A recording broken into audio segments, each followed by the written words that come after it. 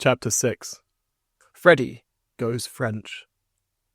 Feast of St. Stephen, Boxing Day, 26th of December, 1090 AD.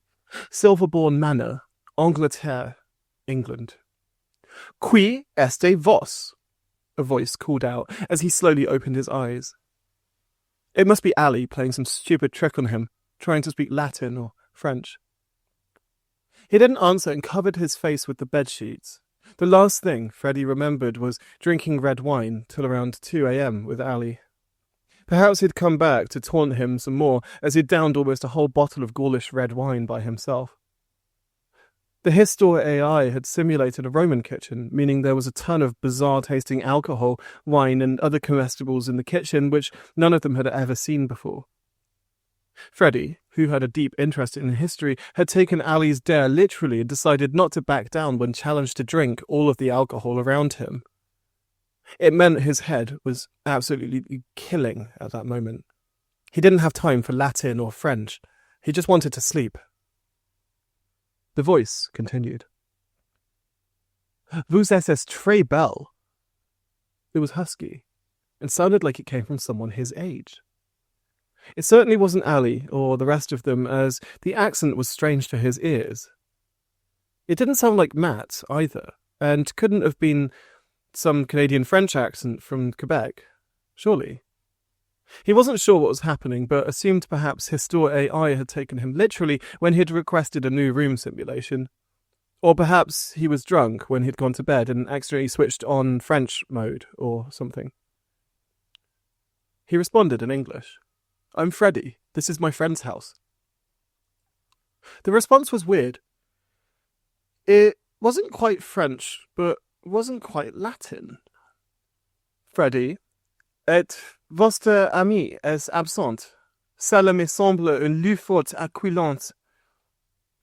It seemed that HistorAI was trying its best to adjust to Norman French and bridge the gap between this and modern English. He realised at that second that it must be 1066 to 1100 AD, or around then. It made sense to him now. He decided to come out from under the white sheets that he was covered in and see who this guy was. He slowly pulled down the sheet, worrying briefly that it might be some ugly page boy or peasant with some awful diseased face.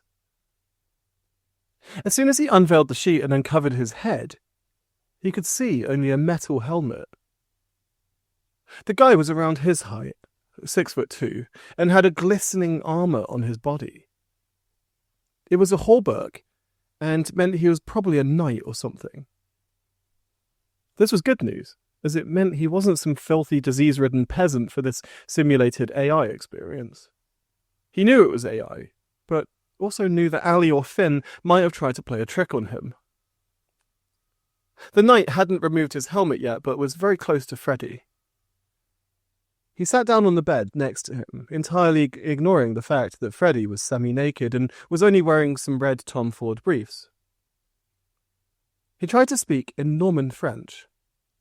Parlez-vous anglais? Fortunately, Freddy had studied French and also knew Norman French, as he'd studied it briefly during his undergraduate degree at Oxford.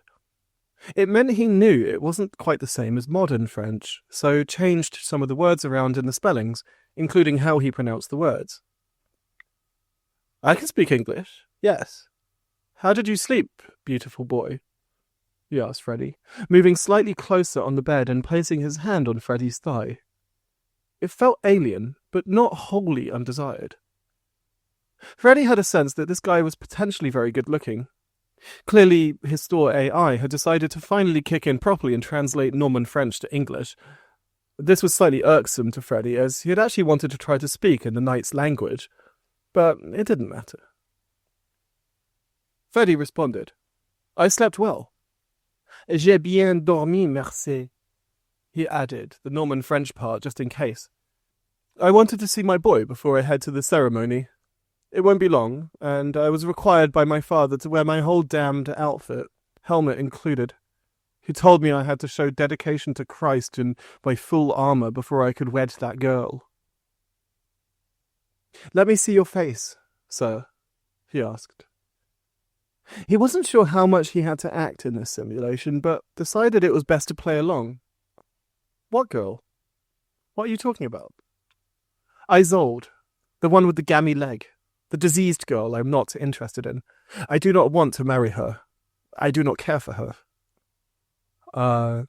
Okay. Freddy was dumbstruck. He had no idea who this Isolde girl was, or why the knight didn't want to marry her.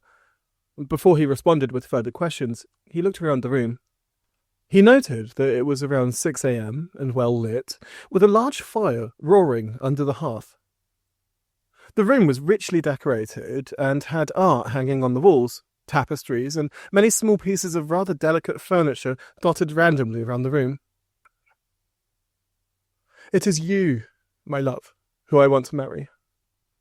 But God will not allow it, the knight said to him, removing his helmet. He was stunning. A thick head of brown hair, cut slightly short, perhaps around 1 inch long. His eyebrows sat above a pair of deep brown eyes which were placed in an extremely well-built masculine-looking frame. His face was accentuated by a sharp jawline. He was strikingly handsome, with a smooth skin and slightly olive-coloured hue, as if he had been spending time in the Mediterranean. I must see you before I marry her. I wanted to see you before I head to Sicily on that damned boat and help reconquer some of the smaller islands which were taken. I wanted to see you, my boy. Freddy decided to play along. This was clearly some reenactment from the year 1090 or 1091, just before Sicily was entirely conquered by the Normans. This knight was probably due to retake some castles or lands or quell some local rebellion. He also clearly hated this Isolde woman, so perhaps it was best to play along. Maybe he'd get lucky. Who knows? The knight said nothing. He moved closer to Freddy and looked piercingly into his eyes. He felt wanted. He felt like the object of his desire, which was strange as he had never had a man look at him this way before. He was sure he was going to reach in and kiss him. Don't worry, handsome man. I'll always be here for you, Freddy said, trying to sound comforting whilst also avoiding trying to make up a name or get it wrong. He didn't want to upset the guy. He looked a little forlorn. I, Renolphus do declare that I will always love you, my dear Frederic. He leaned in for a kiss, his chainmail clinking slightly as he did so. Freddy reciprocated, feeling somewhat guilty as he was betraying Andy, his boyfriend. Even if this was an AI simulation, he still didn't feel comfortable enjoying a passionate, love-driven kiss. This was an intimate encounter rather than one devoid of love and passion. This made him slightly cautious. I didn't know you felt this strongly. I appreciate you telling me, he whispered in his ear as they continued kissing, the smell of the fire emanating throughout the room and reaching his nose as he smelt the musk of the night. Since the day I first saw you at the falconry competition, I told myself that you would be my boy forever, my one true love. I will always love you, Renolphus, Freddy responded, trying to quell the knight's sadness. He looked forlorn as his lips left Freddy's. It was a brief kiss, and tasted good, but clearly the guy had other things on his mind. Perhaps invading or retaking Sicily was troubling him, or maybe this Isolde girl was really the last thing that he wanted.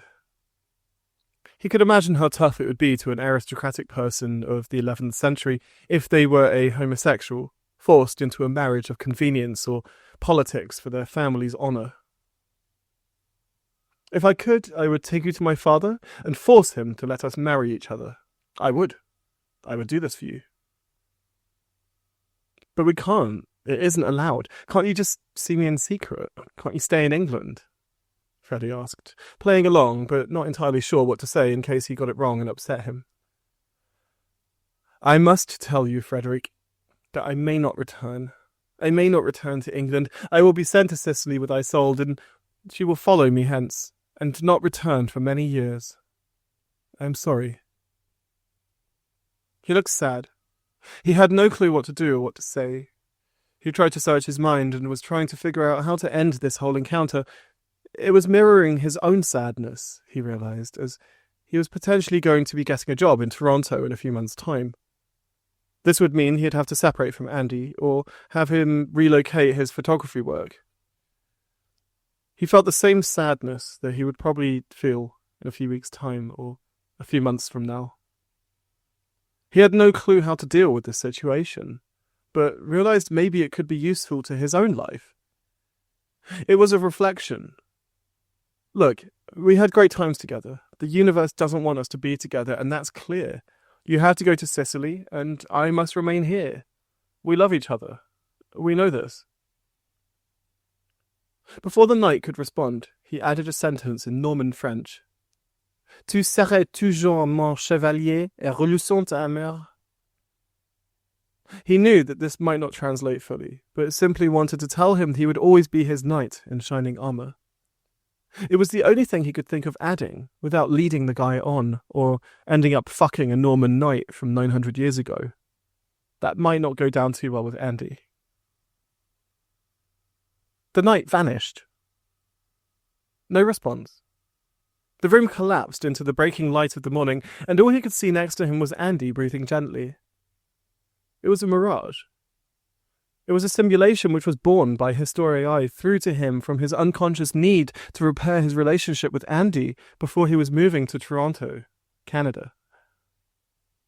He felt bad for the knight. He wondered whether he did end up marrying Isolde. He wondered whether he was involved in the retaking of Sicily in the 11th century. Perhaps his unconscious mind had chosen to give him a vaguely emotionally charged scenario to practice his own departure in future. Perhaps this would soften the blow to Andy and save their love from bitter ruin.